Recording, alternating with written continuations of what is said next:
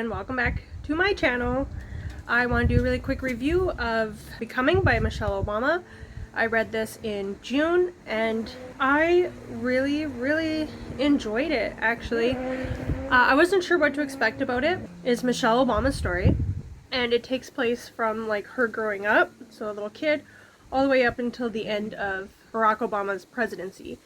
So I like that it's called Becoming, and then it's split into 3 different parts. So there's Becoming Me, so it's like her story growing up and how she became. Her main name is Robinson, just like me, and my middle name is Michelle, so, you know, twinsies.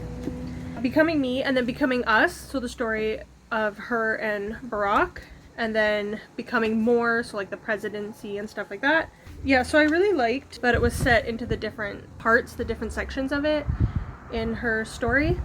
I really enjoyed hearing about her life growing up and everything like that. There's definitely, she does talk about race in this and her experiences and stuff, because it's her life and growing up and everything. And she talked about her parents always made sure that they talked properly and used full sentences and didn't speak in a lot of slang and stuff like that. And so like she was visiting her grandfather, and there was other girls like on the block and stuff like that, and they're like, you speak like a white girl.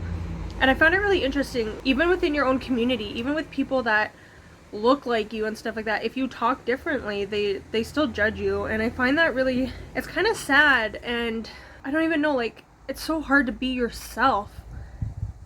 And when you don't even feel accepted by people in your own neighborhood or people in your own family or whatever, and we shouldn't be judged just because of like our skin color and the way we talk.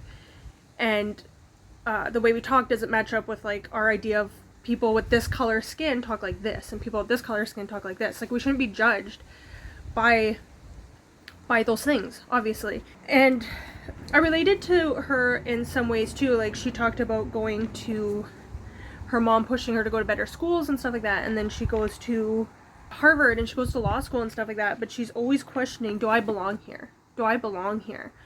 And I thought that was really interesting, and something that just as a woman, as a human being, that I can relate to, of that questioning, do I belong here? Even like, she worked so hard to get where she was, and she was so determined, and yeah, like she worked so hard for it. Of course she belonged there. She fought for that, and she studied and she worked and she had the grades to get there, kind of thing. But it's still that personal attack. You feel like, am I good enough? Am I good enough? So I really related to that part of her story and just wondering, like, am I good enough? And she's a very strong and driven woman. Like, she just talked about all the things that she was a part of in her career as like a lawyer, and then feeling like that wasn't enough and she wanted to go further and further in her life and help more people, and just how driven she is to help and expand everything, like where she lives, and being able to bring in minorities and having more Black people involved in these different areas in life, and working at the hospital and working in government and working at like the town hall kind of thing, and just pushing and helping people and showing like how you can get more minorities involved in this, and reaching out to these communities and stuff like that. And I just thought that was really cool to hear, like how involved she is with the people and pushing to bring other people, like pulling other people up with her. I don't know, like I don't relate that way, in the sense that I haven't always been like this super driven person. Like, I don't have a career. I didn't give up a career to be a stay-at-home mom. I gave up working at like part-time jobs, at temp jobs, as a cashier, things like that. That's what I gave up to stay home with our children. And I worked at a daycare for 8 months between my first and second child. I got pregnant like the month, like 2 weeks after I started working, after our first was born. When I was younger, I wanted to be a vet and work with animals, and then I was like, you have to put animals to sleep. You have to operate on them. That's like crazy. And I am so allergic to animals that I can't even follow that passion unless I work with maybe marine wildlife or something, which would be really cool. I grew up in Vancouver. We had the aquarium, and this is not a talk about whether aquariums are good places for dolphins and whales to live, but because they're not. But that doesn't mean there isn't a place for aquariums and learning and education about marine animals. But I remember going to the aquarium as a kid, and they had a killer whale, and I thought killer whales were so cool, and I've always wanted to go to San Diego and go to SeaWorld and stuff, and the San Diego Zoo and everything like that. So maybe working with, you know, killer whales, I could, maybe I'm not allergic to killer whales, I don't know, but a more realistic job of like a vet or a vet tech or even like a dog groomer or something is not something I can do because of my terrible allergies, and it's very depressing. And I never really had any other ambitions. I have, but nothing I've ever followed because I guess I just never felt good enough or smart enough or never had the money for it. I thought about becoming a massage therapist, and as I mentioned in another video, I'm outside and there's bugs. As I mentioned in another video, I've thought about being a marriage counselor, and yeah, I don't know why I haven't followed those things. But I got married. I've been with my husband. Yesterday was 13 years since we officially started dating, and we've been married. We just celebrated 10 years of marriage. So when I first started dating my husband, I was 19, got married at 22, had our first baby at just after I turned 24, like 6 weeks after I turned 24 years old. So my adult life has been mom, wife, and she really talks about like being herself. And when Barack was campaigning and before he was president, he worked in other areas of government, and so he'd be away a lot, and he'd be gone like Monday to Thursday or Friday, get home Friday night, be home for the weekend, and then be gone again because he was out of, like, where he was in government, it was out of town from where they lived kind of thing. And so whenever he would come home, like especially after they had kids, the kids would stay up late that day, and just the whole routine gets all messed up, right?